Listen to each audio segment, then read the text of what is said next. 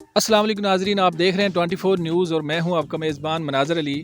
नाजरीन, उम्र सिर्फ 20 से 22 साल और ये उम्र ऐसी होती है कि जिसमें लड़के लड़कियां किताबें कम ही पढ़ते हैं बल्कि इंटरनेट, मोबाइल और लैपटॉप और इस तरह की चीज़ों में घुसे रहते हैं।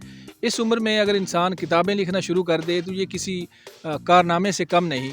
जिन्होंने ये कारनामा सर अंजाम दिया है, फ़लक ज़ाहिद उनका नाम है और लाहौर से ये ताल्लुक़ रखती हैं, हमारे साथ तशरीफ़ रखती हैं। फ़लक ज़ाहिद, आपका बहुत शुक्रिया, आपने हमें टाइम दिया। Thank you sir. अच्छा, मुझे बताएं कि क्या आपके घर में सारे लोग वालिदैन किताबें ही लिखते रहते थे या पढ़ते रहते थे कि आपने भी किताबें लिखना शुरू कर दी? नहीं सर, लिखते तो कोई नहीं थे। मेरी फैमिली में ऐसा कोई भी नहीं है जो लिखता हो। हाँ, मेरी मदर ज़रूर लिखती होती थी, लेकिन उन्होंने कोई रेगुलर लिखने की तरफ नहीं आई वो। बस ये है कि वो पढ़ने के ज़रूर शौकीन थे। अखबार हमारे घर रेगुलर लगा हुआ था, मैगज़ीन्स, डाइजेस्ट ये मंथली या वीकली आते रहते थे। तो हमें भी आदत थी, हम बहन भाइयों को हम स्टोरी बुक्स पढ़ते रहते थे।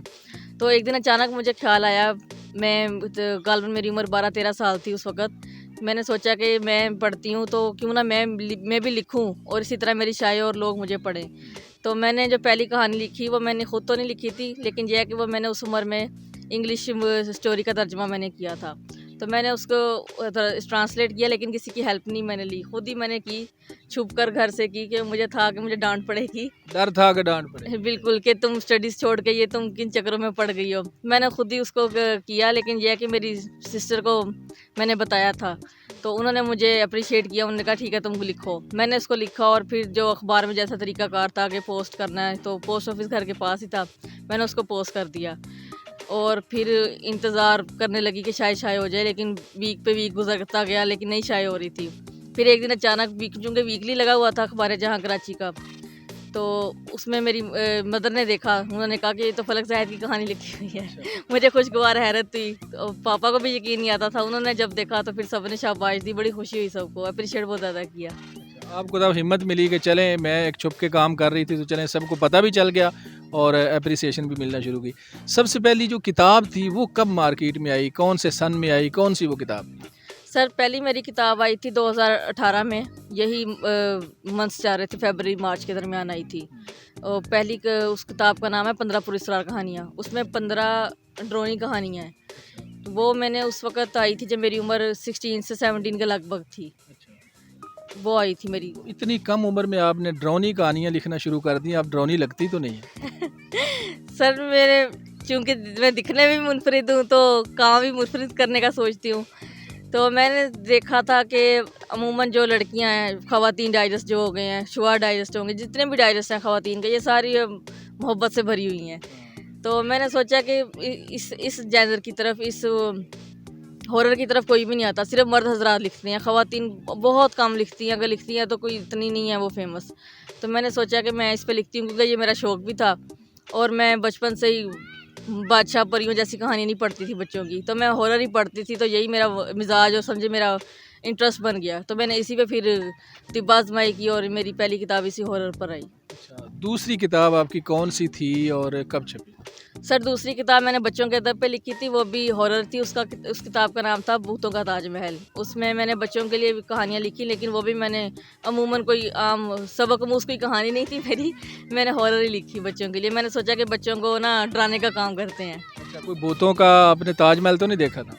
नहीं, ताजमहल तो नहीं देखा था, भूतों का बंगला ज़रूर होता है, भूत बंगला ज़रूर होता है, तो मैंने उसको एक मुनफरिद नाम दिया, उसको ताजमहल बना दिया मैंने। अच्छा, चलें, दूसरा ये है कि आपकी 2 किताबें आ गई, तीसरी किताब आपकी कब आई? सर, तीसरी किताब मेरी ये कोरोना के कोविड के डेज़ में आई थी, फर्स्ट लॉकडाउन में।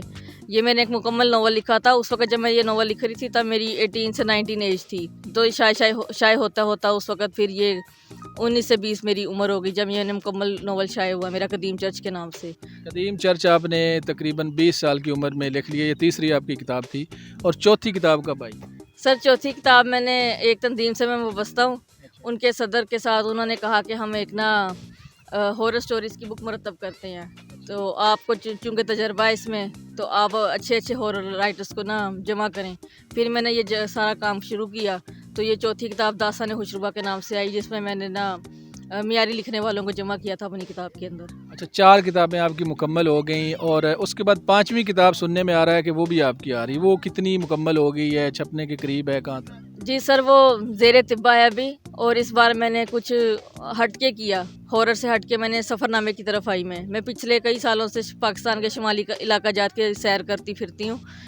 मैंने काफ़ी जगह देख ली हैं, लेकिन मैंने कोरोना के बाद जब ये गालबन 2020 था, लॉकडाउन ख़त्म हुआ, तो मैंने कुमराट का सफ़र किया था। वो मुझे इतनी खूबसूरत जगह लगी, तो मैंने सोचा कि इसको ना महफूज होना चाहिए किताबी शक्ल में। अच्छा, वेरी गुड।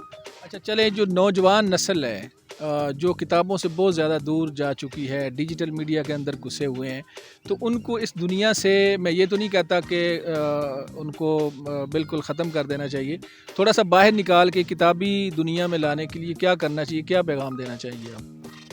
सर उनको, आपका कहना सही है कि उनको हम बिल्कुल तो नहीं निकाल सकते इस चीज़ से। उनको अगर कुछ पढ़ने वाले हैं उनके घर में, तो ये उन्हीं पे मुनस्सिर होता है, उन्हीं पे डिपेंड करता है कि ये वो उनको इस चीज़ से निकाले, वो कुतुबीनी की तरफ उनका रुझान बढ़ाएं वो, ताकि वो अपना ज़्यादातर वक्त इधर सोशल मीडिया पे ज़ाया ना करें, वो पढ़ने लिखने की तरफ आएँ। आपने मुस्तकबिल का कोई खूबसूरत ख्वाब देखा हो, को बनना चाहती हैं, क्या ख्वाब है आपका? सर मैं जब 12-13 साल की थी, तो मेरा एक ख्वाब था कि मैं मुसन्नफ़ बनूँ, मेरी किताबें आएँ। पहला ख्वाब आपका पूरा हो गया? वो पूरा हो गया है अल्हम्दुलिल्लाह से, और आगे भी जारी रहेगा। लेकिन अब मैं ख्वाब देखती हूँ कि मैं अपनी स्टडीज़ मुकम्मल करके मैं लेक्चरार की तरफ जाऊँ।